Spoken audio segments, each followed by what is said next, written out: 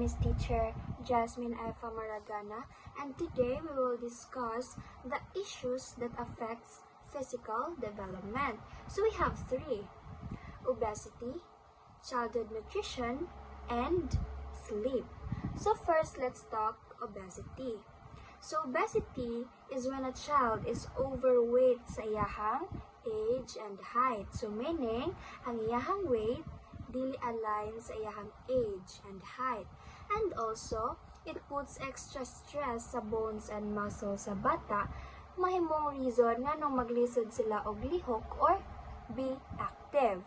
And it also increase the risk na makakuha ang bata og early health problems like diabetes and high blood pressure bisag bata pa sila.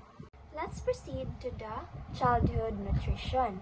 So malnutrition means ang child is lack of vitamins, proteins, and minerals. So many Filipino children kay suffer jud from malnutrition because of poverty.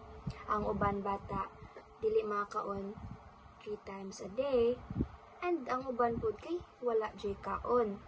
And that causes stunted growth or shorter na height, underweight,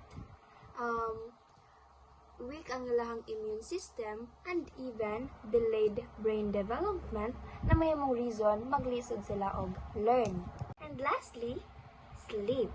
So the body releases growth hormone when sleeping. Ang bata needs 9 to 11 hours ang sleep a day.